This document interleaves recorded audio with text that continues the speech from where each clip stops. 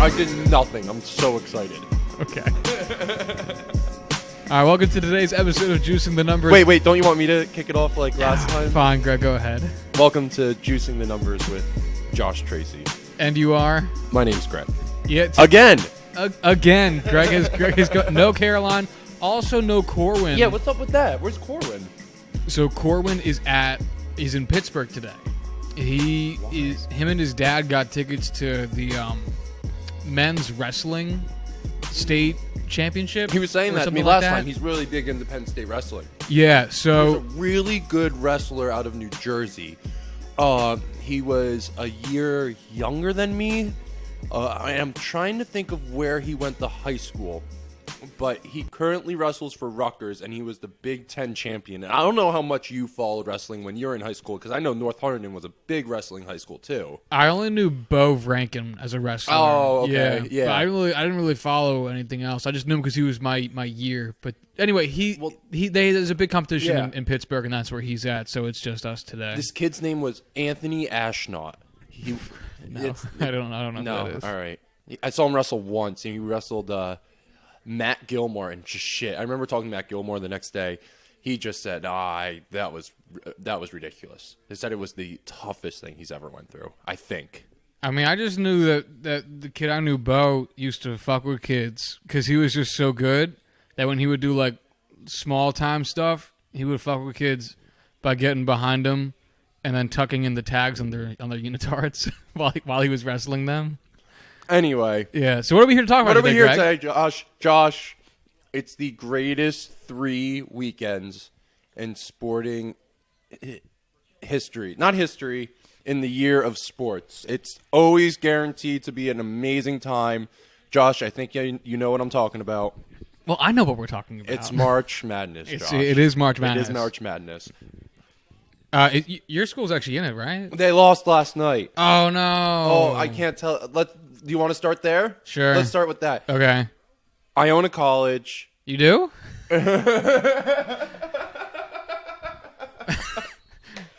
Man, that joke has not been old. I hate that joke. It hasn't gotten old at all. I hate that joke. But that was good. Thanks, Greg.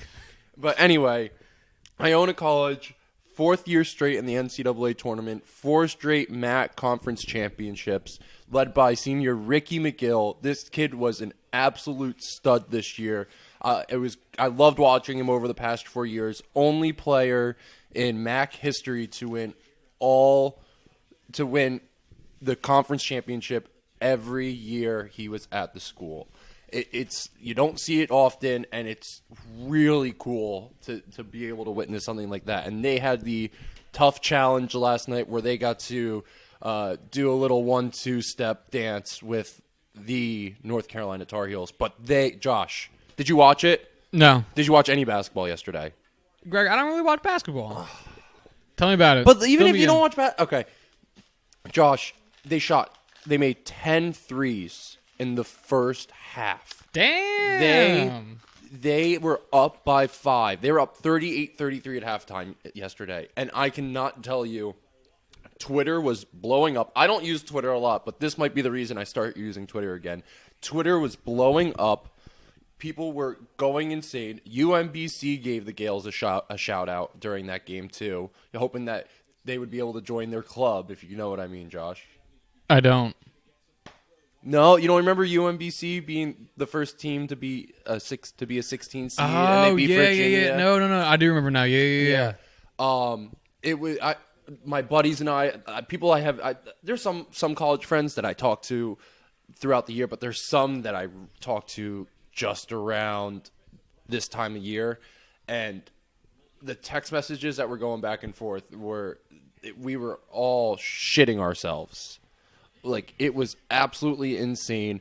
My one buddy texted me and wrote, "I will get the score of this game tattooed if Iona pulls off this upset." And my message back to him was, "Can we do it together?" Oh, how cute. So it was unbelievable. Were you always listening to March Madness even before you went to a college that participated in it? I did really poorly on a math test in high school. What? When I was... What?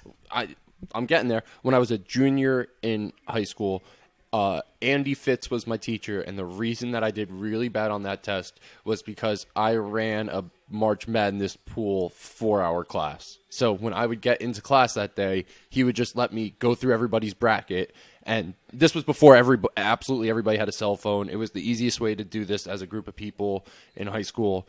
I went through every person's bracket. It was the year Lehigh upset Duke. It was me and Michelle Volo were the only two people in that class to make that pick.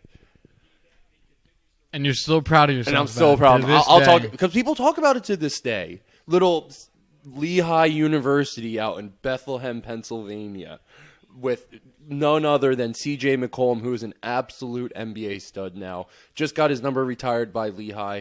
This team is able to pull up the 15-2 upset over no other than the Duke Blue Devils. Yeah, no, that's a big one.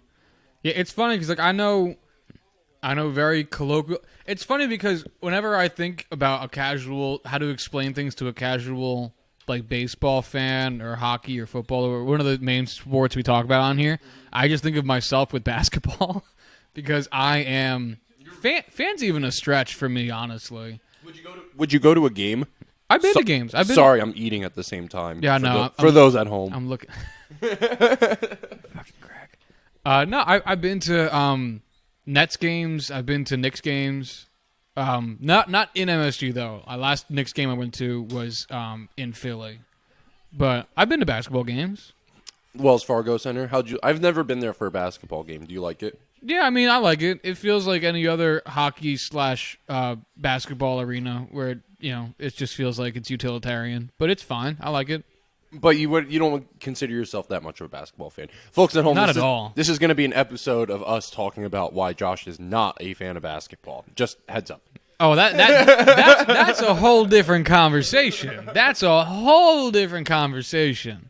But anyway, let's talk about March Madness again. What are some of the biggest upsets? I know you brought up a couple, but what are some of the biggest upsets that stick out to you still to this day? Oh. Who beat Missouri? Don't look at me like I fucking know. I want to say it might have potentially been North Dakota State over Missouri in 2016. I remember that. I think they just kind of blew them out of the water. But I'm in the middle of looking this up. We have technology. Wasn't there a big one just last night? Or yesterday? Who happened? UC Irvine pulled the upset last night against... Shit, who did they play? Hold on a second. I'm coming back. Kansas State was upset by UC Irvine. Correct. That's what the piece of paper on Greg's refrigerator says. Let's see, which other ones were good? But I mean, like in general, like are there any? I know you mentioned the Lehigh Duke one. Are there any other ones throughout your history of watching the sport that you thought really stuck out to you as being crazy? I remember when North Carolina lost to. I don't like remembering it. I want to say it was either George Mason. I think it was George Mason. VCU didn't see North Carolina in their little trip to the Final Four a couple years back. But yeah, I remember when North Carolina was upset by George Mason, and that one was really tough to swallow. What a guy. What a guy. What a guy.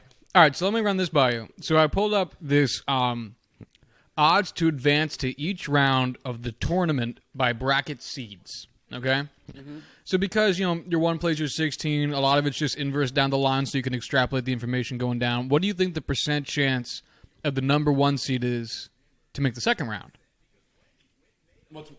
So the percentage chance of the one seed. Sorry, guys. Josh keeps pushing my hand with the mic closer to my mouth. I'm a little lazy right now.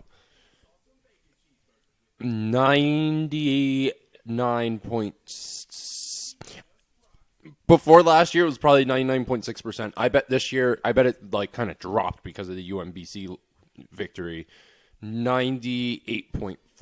99.3. Oh, jeez. 99.3. What do you think that the number one seed odds are to advance to the Sweet 16s? Greg is chewing. He's chewing. And thinking. And chewing. 67%. 85.3. Wow. There's always I remember one year, Kentucky was given an 8 seed, and after the first round, I believe they had to play Gonzaga in the sweep. Yo, I thought Gonzaga was made the fuck up when I first What do you mean started. they were made the... No, I just didn't think that was a real school. Someone told me one year when I first started like paying moderate attention to March Madness that Gonzaga won, and I thought they mispronounced something. I didn't think that was a real college. I thought they were wrong. I just kept calling them Garbanzo Bean for like ever. Gonzaga's one of those schools that doesn't have a football team but has a really good basketball team. That's why I didn't know who they were. It's like, and they play in the West Coast Conference, and so let's talk about that, Josh. Let's talk about Gonzaga. Well, I got a We're whole thing. gonna come back to the whole thing. We'll come back to the Gonzaga thing, and then let's keep going through some of these stats. Okay, so what do you think that the number 1 seed in the March Madness tournament's odds are of making the Elite 8?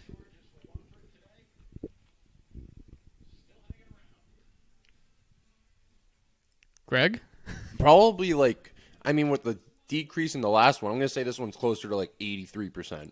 So it's a bigger jump down than that. It is 69.1%. Wow.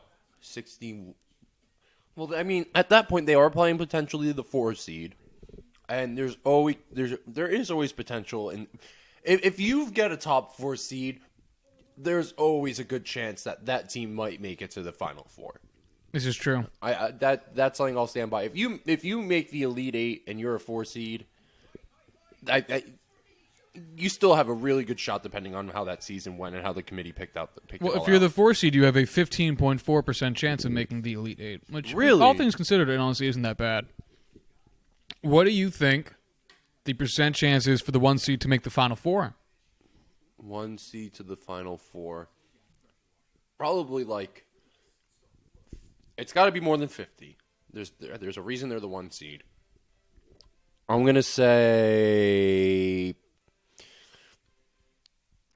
57%. Greg, you pivoted so far onto the other side of wrong. Why?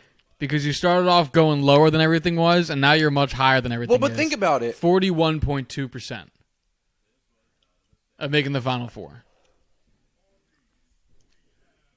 Get that. Look, at that point you're playing tougher competition. I get it. Yeah, but if you have a 41.3% chance at 41.3, 0.2, but whatever, 41.2% chance, does that mean that the 2 seed who you're playing has the 69 whatever? That was so bad. Oh, I see what you're thinking. Right? No. It's not like that. It's out of all the times in history that, a 1 seed there has been a tournament and there is a 1 seed, how many times has the 1 seed making it to the Final Four? It's not. Yeah. No. You're doing it in absolute terms, and it's not an absolute Can we try this again? No. No, we can't, buddy. Well, that makes sense, too, because I feel like it's a new term now, and I feel like I've never heard it before, but you chalk it? I haven't heard that either. What's that? It sounds like when people have been filling out their brackets, they've been using chalking, as in picking the easy pick.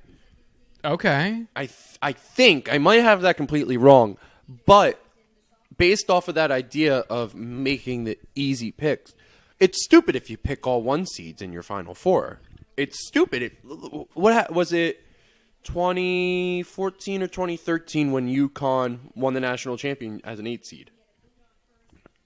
Damn. Last year, Syracuse made the Elite 8 as an 8 seed. Loyola Chicago. Let's talk about Loyola Chicago. Remember how great they were last year? No.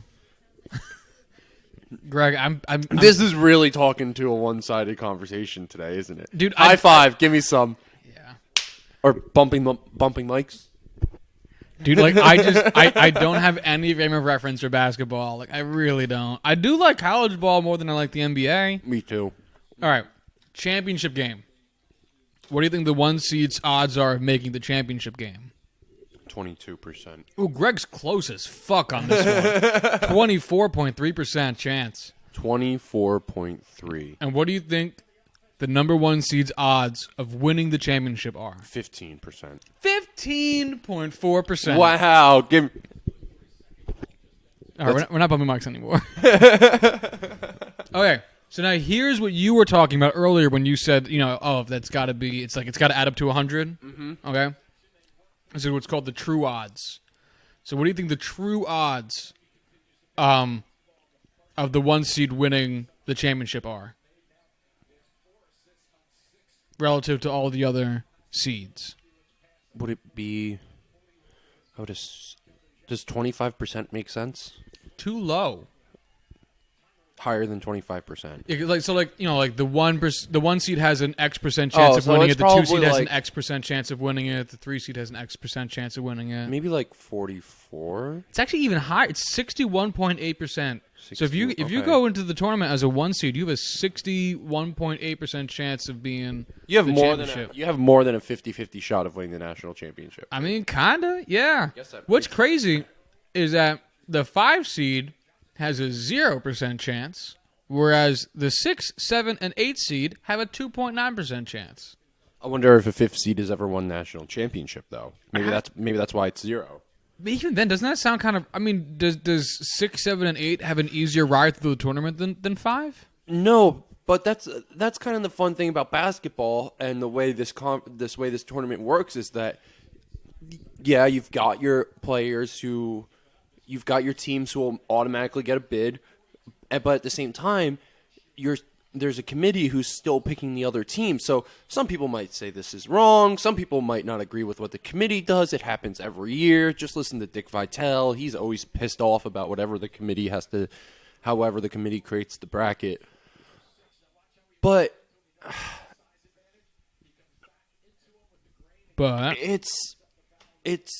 that's kind of the glory.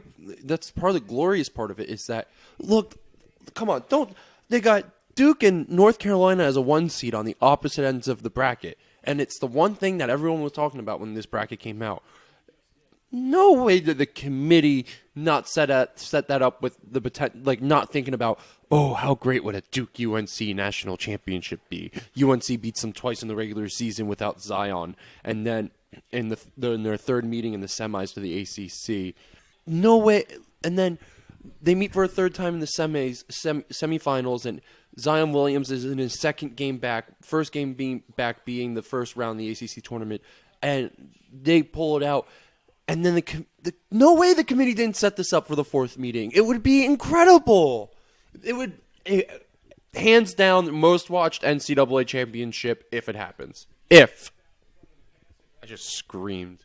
Yeah, that was a lot. Sorry, folks at home. How do you keep up with all the storylines and everything though?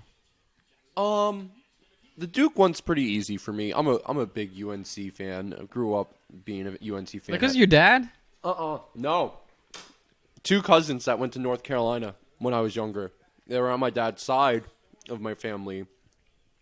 They were these cousins were a lot older than me growing up. So I remember one time showing up talking about Duke, and they're like, "Why are you talking about Duke? You should never talk about Duke." I'm like, sorry, go Heels, and been a Tar Heels fan ever since. How'd you get into basketball, though? I went to I went to school in a very rural area, and I was the tallest one. So they just put you in basketball? My dad played basketball, but I had to at least give it a shot. Unlike Corwin. Well, Corwin's story is much weirder because of how his parents acted. What do you mean how his parents acted? So because, Corwin's dad played ball for Penn State when he was in college, and he won a summer tournament with them. And so when Corwin was born, his mother, or when it was time for him to play sports, his mother looked at his dad and was like, "You can't make him play basketball just because you played basketball. He's got to be his own kid and have his own life." And his dad was like, "Fine, fine, fine." And then they put him in swimming. So he never learned how to be a person on the land. And then he grew to being 6'8", incapable of playing basketball, and is now just made fun of. Oh, we love you, Corwin. I hope this is your show, so I hope we go back and listen, and you go back and listen to it. Oh, he has to. Yeah, absolutely. I think he legally has to. Legally, is that how that works? Yeah. You guys have a contract with the two of you about that? No. Nothing of that sort. Let's talk about what we got on the TV right now. Speaking of March Madness, we're at our second game of the day. Kentucky is currently 6 points ahead of Wofford in the 2-7 matchup. And this is one of those other schools, kind of like a Gonzaga, where there's this small school. I'm pretty sure they don't have a football team, but they were floating around the top 25 all year. I saw them as high as 20, I think, at one point, and there is a potential that they might have been a little bit higher than that. But there's a lot of people who are really surprised about them pulling off that victory 2 days ago. Jeez, who did they play the other night? Seton Hall. And Seton Hall didn't play that well. Dad and I went to Big East championship game. Saw Seton Hall play Villanova, and they were sloppy, passing the ball around and just not having smart passes, taking dumb shots. Your typical, just not playing like a whole team. So, shout out to Seton Hall. Love you guys. Go Jersey. Go Jersey. Go Jersey. Go Jersey. No. Come on. No. Come on. No. Fuck you. Greg, I want to ask you about the bracket. Okay? How do you decide who wins? Give me a breakdown. So for some of it does come to a matchup, but a lot of it will come down to how that conference did as a whole. Because if you're playing in a conference such as the Big Ten, who had top 25 teams all year, and you're used to playing those high competitive teams, that is definitely one direction that you can take with making your picks. That's one way I like to do it. And then there's the typical Duke's never a bad pick, UNC's never a bad pick. But when it comes to upsets, I like to look. I think back if they've been in the tournament before, such as a UC Irvine. They've definitely been in the tournament at least once or twice, maybe 3 times in the past 10 years. So, and they got their first NCAA tournament victory against Kansas State. It's just bound to happen at one point. It's kind of like, unfortunately, Villanova did win, but I picked St. Mary's, who beat Gonzaga in the WCC championship game. And the reason I picked St. Mary's is because I knew if there was one year where Villanova was going to get upsetted, this could have been the year, because they didn't have that great of a regular season. I mean, don't get me wrong, they won the Big East, but the Big East wasn't that competitive. St. John's wasn't that good. Marquette wasn't that good. Shout out St. John's. Joe Scribani, head of marketing, used to work for him at Iona. Good dude. Worst person alive. But that's stuff like, so there's reasons why you pick the ACC teams, because they've been playing the UNCs all season. That's why a lot of people wanted to pick Vermont. Vermont's a very good team. They didn't get into the NCAA tournament last year because of a buzzer beater in the conference championship game from UMBC. And people thought they were going to come out guns blazing because they needed some redemption from last year. But you have to remember, Florida State played in the ACC. It's very you can't argue it. So is a lot of this what's a good way of putting this?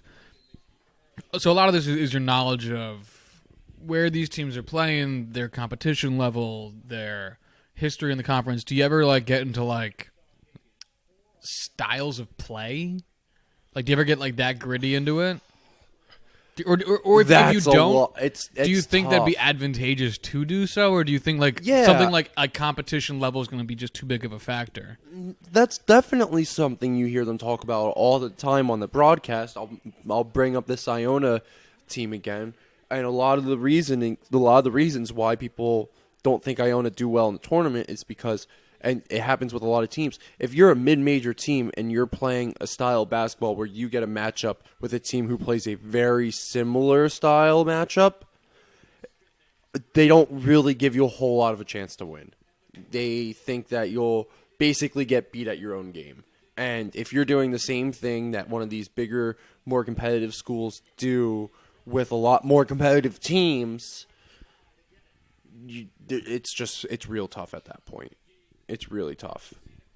What causes a lopsided matchup? I know what causes a bad looking matchup in football or basketball or baseball or hockey or some shit. Like, wasn't there a blowout over the weekend? Today's the weekend. I mean, yesterday In college basketball. Yeah. Wasn't like a 70-40 game or some shit? There was one real bad one. Oh, it was Houston over Georgia State. Georgia State's a fun team. They pulled off a really good upset a couple years ago. I forget what the head coach's name was. He was the guy that broke his leg. And, yeah, he broke his leg after the first game, so he had to have a wheelie chair to be out on the court and, like, to be an act like a almost like a doctor's stool with the wheels on the bottom. You know what I'm talking about? No. You know, like the round circled stools, and they've got wheels on the bottom, and you can. It's almost like a drum throne on wheels. Okay. Okay. He was literally on one of those on the sideline, and they pulled off I think they pulled off the second game upset too in the second round. He literally fell off that seat in one of the games. It was hilarious. But anyway, but so like what causes a 70-40 fucking? Well, let's. I'm gonna go back to this Iona game again. Why did Iona play real well in that first half? How were they able to get away with that 5-point lead in that first half? And the reason because of that was UNC was just not making their shots. Luke May was playing really well underneath the baskets. His shots just weren't going in. Kobe White was making some good shots, but he was still missing a lot too in that second half. And the second they came out in the second half, Tar Heel started with the ball, hit one 3-pointer. I just started laughing. I was like, "That's it. That's the downfall." If you come out in the second half and you hit that first shot as easily as they did, with as much like ease, yeah, that's a good way to put it. It was game over. So would you just call that like a problem with coaching adjustments, or just skill eventually taking over? I think I think it's skill. Let's go back to this whole competitive thing. The reason why upsets are upsets and the reason why people get excited when a lower seed beats a higher seed is because part of that reasoning is that lower seed might have not seen this same competition during the regular season, but they were able to prove themselves on that level during that upset when they made that upset. Do you get excited still when you see low seeds beating high seeds? Yeah. Upsets and shit? Oh, it's so fun. I've noticed you still pick UNC here as your national championship winner. Before the brackets even came out, I'm not gonna lie, I put $5 down on UNC just to win the whole thing up front. How much would that pay? $70. That's pretty good. That's not bad. Yeah, it's a good bet. And it was. I'm trying to think when I placed the bet. It might have been right after they lost to Duke in the ACC tournament. I said, they'll get their chance. They'll get their other chance. They're a good team this year. Luke May is really looking to go out on a bang. It was in past years. I never put money down on basketball, and I really made one bracket only, and I had no other choice but to just pick Iona to be the national champion. Directing the pep band and being there around it and being part of it really changes your perspective on things. Was being around the basketball team as a 6'5" dude, did they ever be like, Greg, why don't you step on the court? No. They're never like, you big goofy ass tuba player. Josh, I led the band. I know, but the band. You're just so tall. I know, but these kids, the one thing, and I tell people this all the time, the one thing I loved about working for the athletics department was that people never commented on my height. Never. Really? Never commented on my height. It was very rare if somebody did. That's because I feel like someone would have said something, especially in the athletics department. No, it's because we got all these basketball players that are already like 6'10". Everyone else that worked there was a pretty tall dude too, to be honest. Tom Moran was like 6'7". He used to be the marketing guy, now works there. I hear a door. Who's here? It could be previous guest on the show, Caroline, who also lives in this apartment. Oh, no. Who may have locked herself out out of sheer stupidity. What if it's Matt Torrey? Nah. No. Should I get up and unlock it or just... Let it happen. Oh, it's Caroline. She's trying. She's trying. Yay!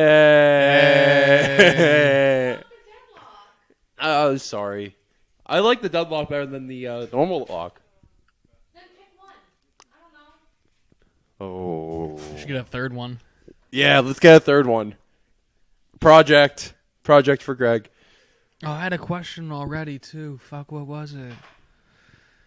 No. Oh, boy. Yeah, it's a real travesty when that happens. Come on, Caroline. This is your fault. She just said dope. Hey, buddy. Hey, buddy. How is the match?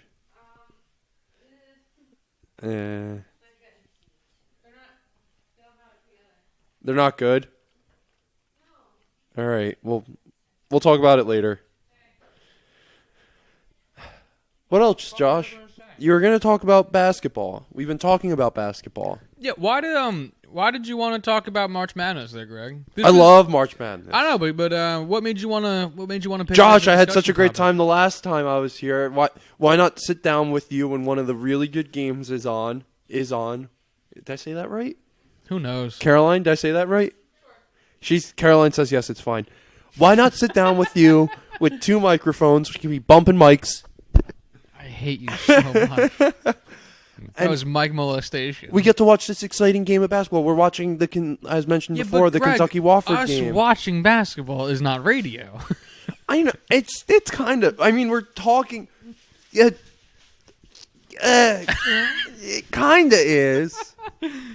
Have you seen? Let's talk about the Barstool guys. No. All right, no Barstool. Sorry, Barstool. What? So you said that you also like March Madness more than you like the NBA. Why is that the case for you? The abbreviated matchups, the more even playing field. Yeah, and I think there is that.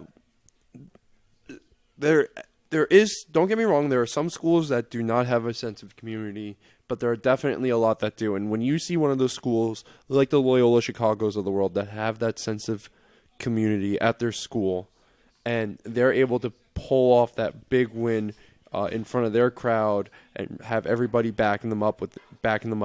It's a really cool experience to be able to see somebody else witness something that great. I think one of the things I like about it is it has almost like a soccer style atmosphere to it. Love the fucking chanting and shit. Yep, and I love the chanting and shit. the band. Oh, love the band. That's why I like watching. Did you watch? I doubt you did because of the stupid fucking time it was on. But the baseball season started via a 2-game series between the Wait, Oakland A's. We're done with spring training. We're in it. No, Oh, we're not done with spring training. What the MLB did was they had a 2-game series between the Seattle Mariners and the Oakland A's in Japan that took place on Thursday and Friday. And they were spring opening. They were still technically spring games. No. Those were regular season games. So for those two teams, the Mariners and the A's, their season started. Is that why what's his name retired? So yeah, Ichiro got to be on the Mariners team in Japan and play, as a player for those 2 games, and then retired. Announced his retirement right before the second game of the series, the final game of the series, in Japan. That's really cool. It was amazing. That's a cool experience. It was amazing. What time was it on in the States? I turned each game on at my desk at work, so at like 7 a.m., and they were in like the 3rd or 4th inning. So they probably started at 6 a.m. State time. Probably, yeah, maybe 6:30. Or our time, Eastern Standard Time. Yeah. But it was, really, because that's the first time I ever watched Japanese, if you want to call it that, baseball, like in person. Or not in person, but like live. Mm-hmm. Because, Japanese fans, even though it's American teams, Japanese fans, and the way they treat the game there is so much fucking fun. Oh, my God. With all the chanting. So much chanting. So much music. Isn't the same in... Is it the same in Mexico? Or do they treat baseball the same way, kind of like they treat baseball? I think like baseball everywhere is treated kind of like that, except for the U.S. Yeah, because I know Korea's like that too. Why are we lazy fans? I think it's less lazy, and I think it's more of just this somber attitude that got brought to the game when it was first founded, given the Puritan style culture of the states. Yep, and In fact, it was founded in the considering 1800s. considering it did start in the United States. That's what I like about college basketball is that it has that kind of emphatic, really, or fanatic, to bring around the origin of the term fanatic vibe around it, I would really love. There's no corporate seats at a college basketball game. Well, not really, though. Not to the extent at MSG. Yeah, not like MSG. But like even Cameron Indoors, that whole lower bowl is just filled with students. And to be honest, I may be wrong, but I remember hearing once that those are all graduate students. None of them are undergrad students. Those are all graduate students who sit in that lower bowl. Isn't that crazy? That really fucking is. Seriously. Are you ever going to go to graduate school at Iona so you can sit in those lower bowl seats? I don't know. We'll see what happens. Iona, you don't need it. No, you don't need to be a graduate student to have those seats. Not at Iona? Not at Iona. Still love you. Go Gales. Go Gales. But no, I would love to do a basketball arena tour during the season and go to a lot of those big matchup games just to be in that atmosphere. Kansas, the Jayhawks field house. Oh, I would love to. I don't think it's called I think it's named after somebody. But it is a really, really cool atmosphere. I remember my freshman year, Iona had an away game there, and I watched it, and it was just unbelievable. It was crazy. Oh, and I'm looking up this field house. What team's got your favorite jerseys? Allen Fieldhouse, not Oregon. Are those the orange ones? No, Oregon's the one with the neon green that blinds your eye whenever you're that watching shit it. sucks. It's so bad. Fuck you, Oregon. Shitty ass state. I really love when teams just go to like a standard classic look. Like I'm looking at Wofford's jerseys right now. Just has Wofford on the front, just straight black jerseys. It's great. Hey, monkey. Hi, baby. I think the only teams I guess I actively root for in March Madness is I do root for the Gales. Thank you. Go Gales. Yeah, go Ready? Gales. Oh, God. It's such a mistake every time I do it. No, it's not. And then I'll root for Michigan State. Why Michigan State? My grandfather went there, and he still watches all their sporting events and roots for them in March Madness and that kind of shit. Like the only college athletics I grew up with was watching occasional Michigan State games in either football or basketball because of my grandfather. Yeah, so, and you wouldn't. That was the only time you'd watch college basketball or college football when I was a kid. Like those were the only two things that I'd ever actually, and we never really even like watch them because my grandfather is my grandfather and he doesn't. He'd rather talk about anything. He just loves talking, so we wouldn't even really be watching. But like I know that's my only exposure to college athletics. So those are the only teams I'd ever actually root for. But go Michigan State. Go Wolverines. I thought you said it was Michigan State. Yeah. Oh, Trojans. No. Yeah. No, Michigan State is the Wolverines. No, that's Michigan. Oh, damn it. I always get this shit backwards. Sorry for those who live So in it's the Michigan. Trojans. No, they're the Spartans. Spartans. Fuck. See, this is the level of detail that is involved in me watching college athletics. Besides University of Southern California, the other mascot who's named Trojan are condoms. Thanks, bud. You're welcome. Appreciate it. You're welcome. Spartans look like Trojans. Yeah, they look like them, but they're not. What's but they look like them. Okay, cool. What's the difference between a Trojan and a Spartan? Caroline, you want to chime in? It's definitely a condom joke. What's the difference? What's the difference? Go ahead. Tell me, Greg. No, that's what I'm literally asking. What's the difference between a Spartan and a Trojan? No, Spartan is an ancient Greek civilization. Spartans were ancient Greek people who resided in the city-state of Sparta, whereas Trojans were an even more ancient rival of the original Roman people. Better answer than I can give you. The Trojan War is what sparked the beginning of Aeneas and the journey of the Aeneid, which led to the founding of Rome. Because I learned that shit in high school Latin. Wow. I don't remember anything from high school. I remember besides what I was talking about before. I remember really failing my high school AP Latin test. I remember doing very not good on that. Wofford just rebounded down by 45 seconds. This is insane. They can't do it, Greg. They can't do it. Yes, it's going to be Kentucky. Oh, come on, goaltending. Oh, the follow-up tip in. Make it a 2-point game, 37 seconds. Yeah, now there's Kentucky 37.9 seconds is about the last 5 minutes of See, real and life. Josh, let's look how great this is. Wofford has the potential to upset University of Kentucky. Unbelievable. Calipari might go down in the round of 32. Unreal. I don't understand a word you just said. All right. And also, this is the first I've ever heard of Walford in my life. Ever. That's incredible. Josh, can I go grab another beer and make a little bit plate of Chinese? No, you are forbidden. Yeah, go ahead. Well, but what's going to happen in the meantime? We'll sit here and I'll just leave it on silent so I know what to edit out. All right. All right, we're back. Yeah, it looks like Wofford's about to lose this game. Yep. Fucking told you they would. No, you didn't. Yes, I did. I can play the audio back. Yo, you know what was really satisfying? Was I was having a conversation with Corwin on the show. I want you to go back and edit in at this point when you said Kentucky would win. No. So, we were having a discussion. It was a baseball thing. I had to edit this whole thing out because it was just absolute nonsense garbage. But there was this whole confusing discussion because Corwin got lost in a relatively complicated question I asked. And then he said that I never asked him this. Like he said, like I changed my story or something crazy, and I went back and listened to it during the editing process, and I was right and he was wrong, and I didn't hold it over him because I'm not petty like that. But it was really satisfying to go back and listen to that shit and be like, "Fucking knew I was right. I fucking knew I was right.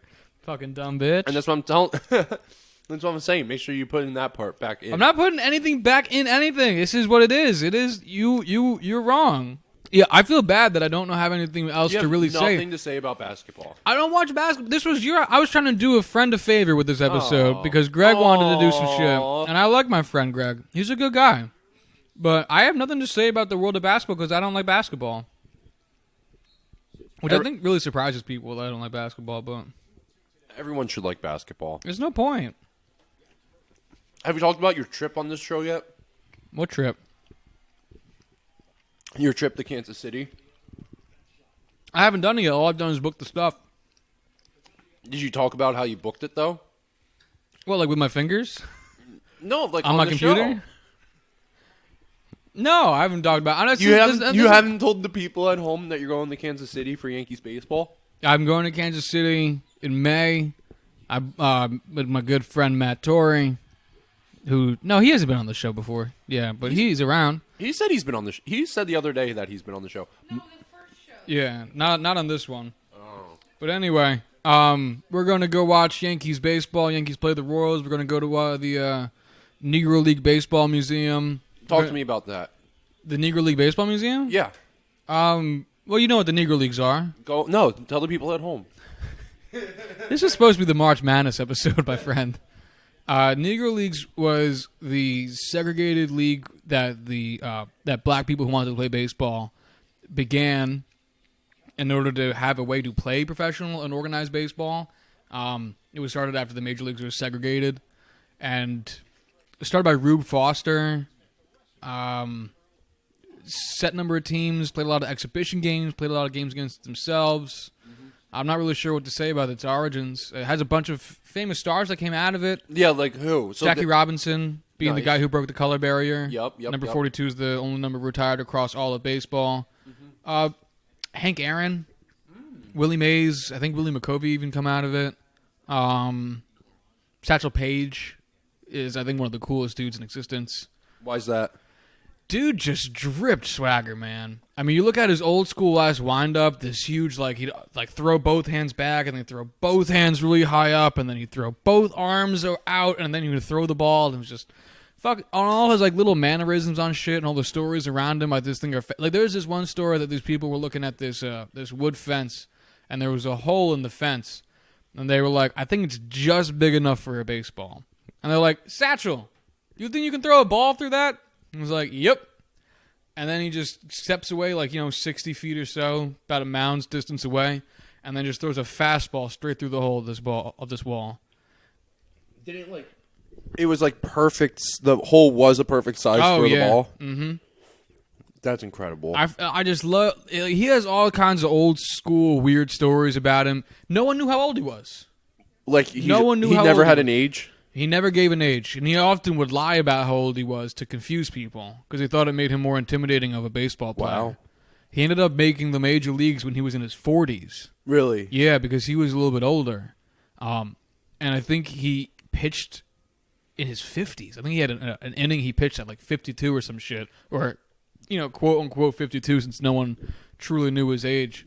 All kinds of funky shit he would say. All kinds of idioms that he would drop about how to stay young and how to be good at baseball. Mm-hmm. Cool fucking dude. Mm-hmm. But then you got Josh Gibson's a famous name.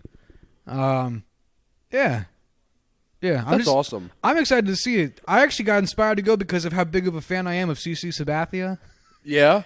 Yeah, because CC goes there every year when he goes to Kansas City to play ball. He goes to the Negro League Hall of Fame every year? Every year, and he takes some players from the Yankees, especially if there's any black players on the Yankees who haven't gone before, and he'll give them a little tour and show them a little piece of history and all that kind of he's really big into it because he is an African American person who plays baseball, and his Players Weekend spikes last season was actually it said Black Aces on it, which is the 5 I think African American pitchers who have won 20 baseball games in a season, and there's only been 5 in the history of baseball. Really? Yeah, that's really cool. I think it's CC. I think it's Bob Gibson.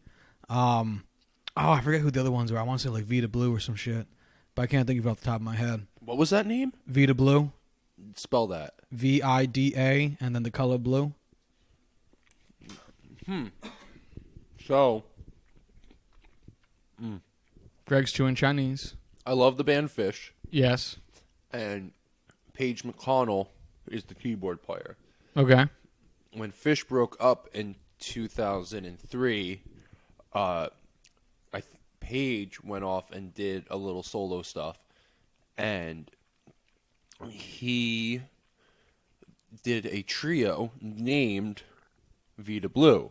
Really? Spelled the same way. Really? And it was him on keyboards, and then Otel Burbage on bass guitar. Do you know Otel Burbage? That's a fucking name. Do you know who that is? No. He played bass for the Allman Brothers for a little bit towards the end of their time. His brother played. He just passed away. Rest in peace, Kofi. He used to play flute and keyboards, right, Caroline? He played keyboards too in Tedeschi Trucks. I'm not listening to you at all. Kofi Burbage? Yeah. He played keyboards too, right? I don't know. All right, good talk. But that's my story about Vita Blue. Yeah, he was a baseball player. He was a pitcher. Oh, and the drummer was the drummer from the Meters. I can't think of his name. I actually think Vita Blue might have been Canadian. I gotta look that up. I feel like he might have been the first because he was a pitcher with the. No, I'm thinking of Fergie Jenkins. That's who I'm thinking of. Fergie Jenkins was the black Canadian pitcher for the Cubs. Fergie Jenkins. Fergie Jenkins. That's an interesting name. Dude, I fucking love baseball names. I was talking to Corwin once, and he asked me what I thought of Moose, the player, and I had to look at him and I had to say, which one? Because there's just more than one guy who went by Moose.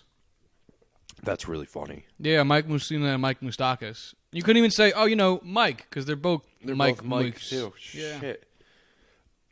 Wow, that's not fun. There was a guy playing for, what game was it? I was listening to one of the games. Fuck. Do you remember the old... I think it was the Minnesota game. It was the Minnesota-Louisville game. And the guy's last name was Coffee. Oh, that's funny. I don't know if it was spelled the same way, but it was Coffee. I got a guy in my office who's the last name Coffee. How does he spell it? Like the drink. Coffee. That's how you spell it. It's has he done a 23andMe to find out that his family just worked on a bunch of coffee farms? No, man. He's old. Oh. Did he work on the coffee farms? No, he works in our data department. Do you remember the old Red Sox outfielder, Coco Crisp? Yeah. Oh, God. That's a good name. That name gave me life when I was a kid.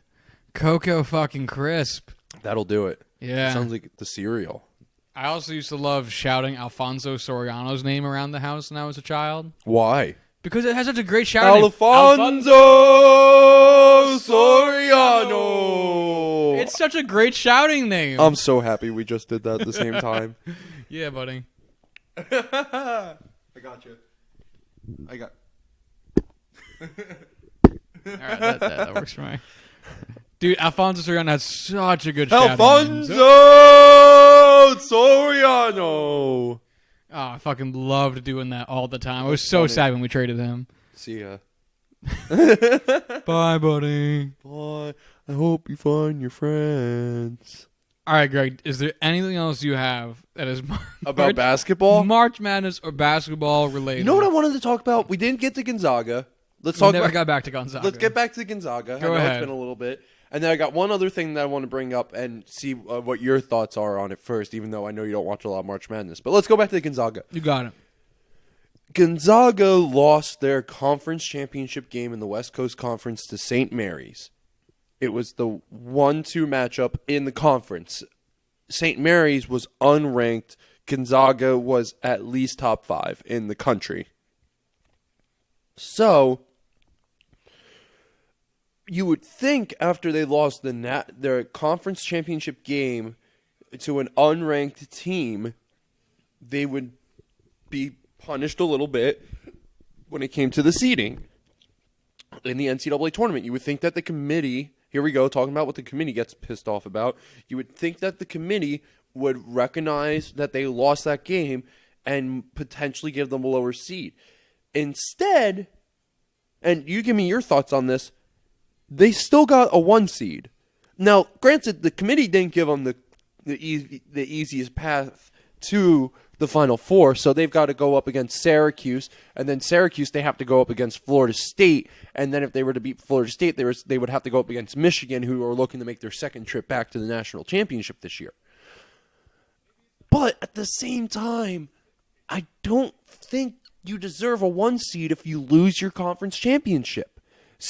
I will say I am definitely surprised that UNC received a 1 seed. I wasn't expecting that. Granted, they did have a really good year. They finished 27-6, but I really wasn't expecting that. And same with Virginia. Virginia lost in early rounds of their conference tournament, but they still got a 1 seed too. So when do we start putting some emphasis on winning your conference championship? Because look at a team like look at a team like Syracuse now. I mean, granted they lost in their first round game to Baylor, but because they lost in their conference championship, that gave them more time to rest, more time to recover, and be ready for a challenge that's a little bit more important than just their conference championship. Don't get me wrong, both a national championship and a conference championship will be in the rafters for the same amount of time, no matter which one you get up there, but it's clear that everybody should be going against the same one. But going back to my point, I don't think Gonzaga should have gotten a 1 seed. Who would you have put there instead? Probably Tennessee. They had a really good season in the SEC. I don't think they made out too well in the tournament, but it was something that not a lot of people were expecting to happen. They floated around. They were number 1 seed in the country for a couple weeks. They floated around that top 10 in the AP polls. I think they could have potentially received one of those 1 seeds. I'm looking around the bracket a little bit more. Same with LSU. LSU had a really good year. LSU got a 3 seed. They pulled off the upset in the SEC tournament. I think they could have potentially gotten a higher seed too. But I don't people were getting pretty upset about Michigan State not getting a 1 seed.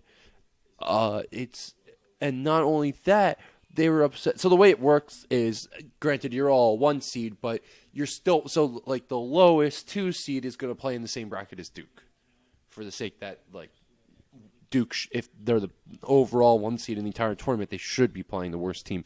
But instead, Michigan State got a little gypped where they had a really good season in the Big Ten, and their path to the Final Four would have to be through Duke, which just isn't fair. Like, it should have to go through Gonzaga. Gonzaga probably got off easy with the fact that to get to the Final Four, they'd have to go through Michigan instead of Michigan State. You used a word, though, that the NCAA is not concerned with, and that's the word fair. Oh, do we have to go to this with the players being paid? Is that next? Oh God, that's a hefty subject, though. Can you want to skip it? I'm down to skip it. Yeah, I don't want to talk about it, but I will say that the NCAA does not give two fucks about the word fair. Sorry, listeners at home, we're not going to go there. Now, Josh, okay, I know you don't watch a lot of basketball, but I know you like business and the business world as much as I do. Oh, I'm dying for this question. Give me your thoughts on just the sponsorships, the way March Madness is set up as a whole, the way it tries to make money. Don't talk to me about them making a lot of money and the players not getting paid to be there. I get it. People have their sides to it. But just give me... You might not have anything. Give me thoughts about just how the NCAA sells March Madness and the way they promote it as a whole to get as much viewership as possible. Oh, they make it a personal challenge for people, which I think is the best way to do it. You know, they make you have an attachment to it by make your own bracket. Warren Buffett's got this whole thing. He's going to pay it out. You know, they got it on the scale of fantasy sports where you can make fantasy brackets. There's bracket challenges. Everything is about you making a bracket to follow along with the tournament, which I think is genius. I think the way they do it's perfect. The bracket in of itself, the way the tournament's structured makes total sense. They do it only on weekends, which makes sense. And but the idea that they have a personal level of involvement for people who might not even have any ties to any of the schools that are in it, shit's fucking brilliant. And to go on that too, I'm actually kind of surprised you went in that direction. That's not where I thought you were going to go at all. But where do you think I was going to go? We'll get back to that because I like this. You're right about the personal connection, and someone like Miss Caroline who's sitting over there, she can fill out a favorite bracket just based on it could just be her favorite color. Yeah. Why would I do that? But that's the thing is that you might not want to do that, but someone who just wants to be involved. People at my office do that. Yeah. Yeah. Shockingly enough. Pick which mascot. Someone in my office picked by alphabetical order. Yeah. Pick by your favorite mascot. Pick by the state that they're in. Maybe pick the teams who are closer to you than anything. So, that's a real interesting point that you brought it to, but I really wanted to get into who the sponsors are. See, I don't know who the sponsors are. I was actually wondering why you brought that up because I didn't know who they were. I want to talk about who the sponsors are. I want to talk about how the NCAA... Wait, this is on. I got to grab one other thing. Josh, you might have to just... Yeah. Josh, what do I have here?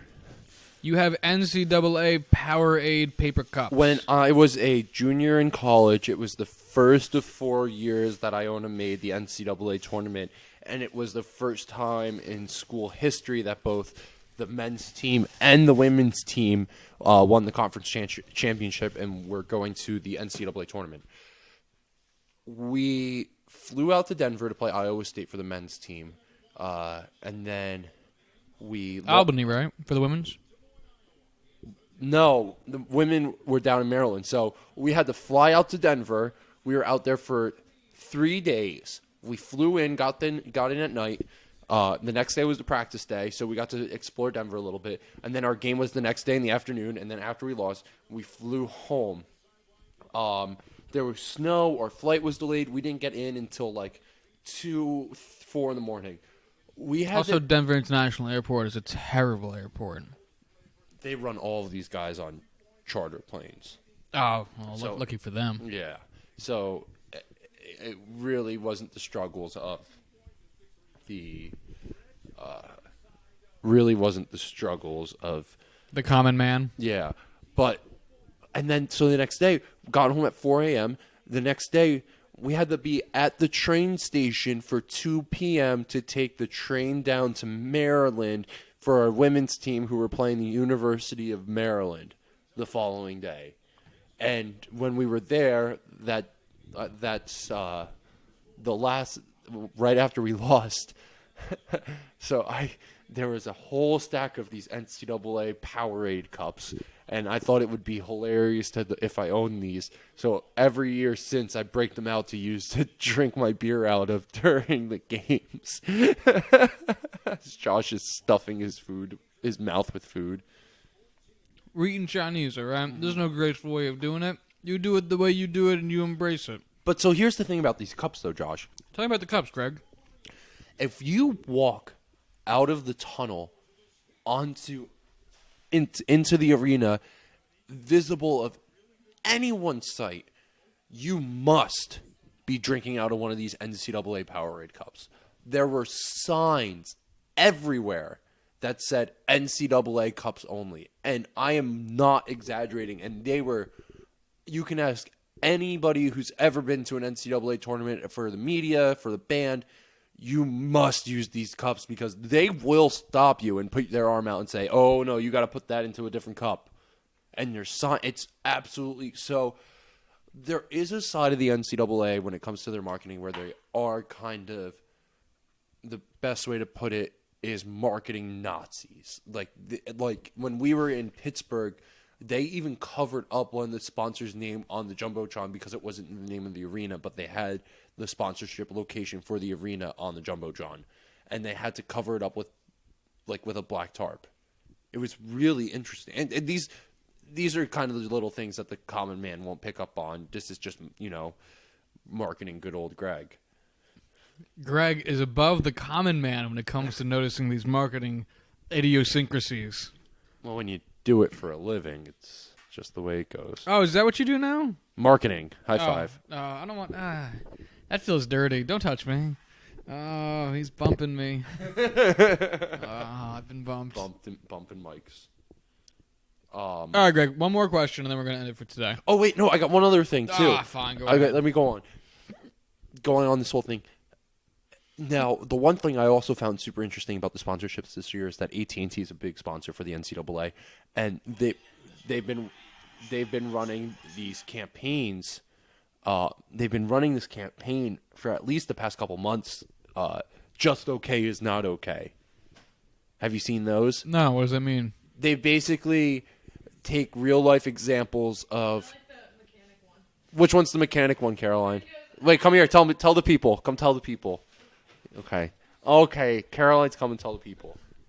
The one where the guy goes to the auto repair shop and goes to fix his brakes, and the mechanic is just like, if these don't work, something will stop them. And he's like, wait, what? And then AT&T goes, just okay is not okay. And so that's how they try to sell their cell phone service with that little catchphrase. But the thing that's so funny about this, and then I want to raise a question to you, Josh, is that AT&T created an advertising campaign using this whole idea of just okay is not okay, and they've created a character through their marketing, and this character's name is Phil, and he's supposed to be a sports broadcaster, but they talk to him about they talk to him about, like, he just doesn't, his persona is stupid. His persona is a bad commentator. The one example that I'll give is that they mention how he's doing the color commentary, and he just starts going, yeah, and that blue looks like a really nice blue with the help of orange. Phil, that's not how you do the color commentating. You need to start talking about the game. And the other team's just wearing white. And then the catchphrase, just okay is not okay. And so now I want to propose this question to you, Josh. Do you think that AT&T created the just okay is not okay campaign specifically knowing that this was coming up and it would be something that they could play into this whole campaign, with this being one of the later additions to it? Like, do you think they had this one planned out from the beginning? Do you think they had this one planned out for the NCAA tournament 8 months ago? 8 months? What do you think? 8 months? Is that fair, Caroline?